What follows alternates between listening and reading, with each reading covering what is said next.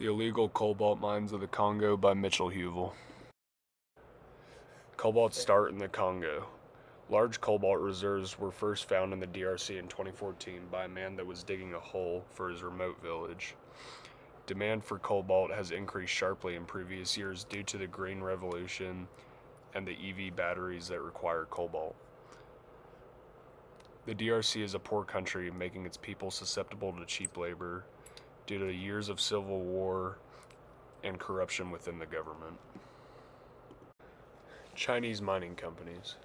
China owns 80% of the cobalt mines in the Congo. It's suspected that they own most, if not all, of the 30 artisanal mines within the Congo. China almost has a pure monopoly on the DRC's cobalt industry. They own all the refineries that are in the Congo, as well as most of the mines and equipment within the mines. Many of the Chinese companies in the Congo have been flagged for human rights abuses due to poor working conditions and journalists exposing their working practices. Artisanal cobalt mines.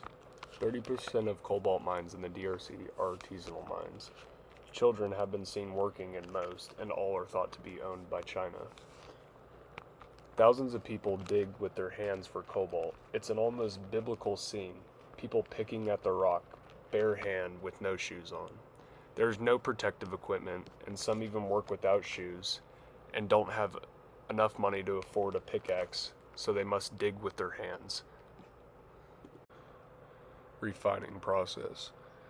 Before being refined, cobalt ore from mines around the DRC are combined together. This is why there's no such thing as green cobalt, because it's all mixed in together from artisanal mines and legal mines before being refined.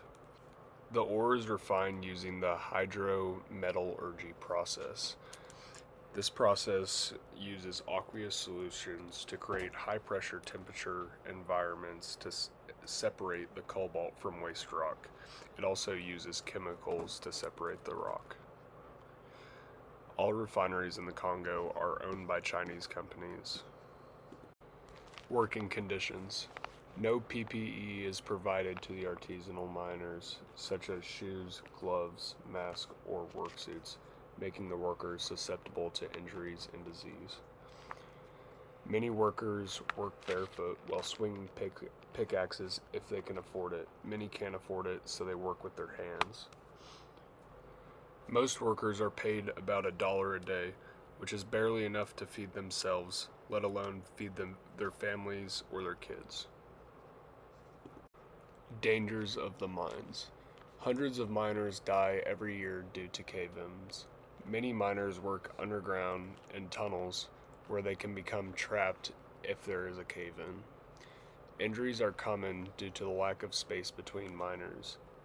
Miners that work in the mining pits are shoulder to shoulder working together, swinging pickaxes, making it easy for injury to happen. Those who mine above ground are always at risk of landslides or wall collapses. None of the mine's walls are reinforced and are extremely unstable. Sickness and diseases in the mines. Mining cobalt produces a cancer-causing dust that is inhaled by the miners. It's also inhaled by many people in the nearby mining villages. Hundreds die from cancer in these villages each year. Close working conditions make it easy for viruses to spread from person to person. Infection is common due to the improper treatment of open wounds. Child labor in the mines. Children as young as 7 have been seen working in the artisanal mines. Journalists have photo and video evidence of this and are exposing it to the world. Often the whole family will work in the mines so they can afford the food. Since they are only paid $1 a day, it could take the whole family to be able to feed everyone. Dozens of children have died in the mines due to cave-ins because they are able to climb in the underground mines and crawl through the tunnels, unlike some of the adults who are a little bigger. Government negligence. The DRC's government is aware of the issue and knows where the illegal mines are, but they refuse to act and shut down the illegal mines. Corruption within the government has caused the issue to get out of control. Officials have been known to be bribed by many levels of the mining chain. Due to civil war and poverty, the severity of the issue has been overlooked by the government. Regulation. Although there are laws against the artisanal mines, none have ever been shut down or raided by the Congo's government. Some mines have paid off officials so their mine can still operate without government interference. These regulations must be enforced or the issue will continue to become worse. How the DRC's government can stop the illegal mines. Regulation with stricter punishment must be put in place to stop the illegal mines.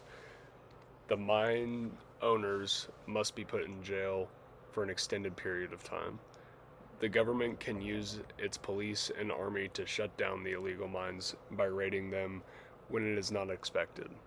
The DRC must make more jobs available so people aren't forced to work in these mines and scrap for food for only $1 a day.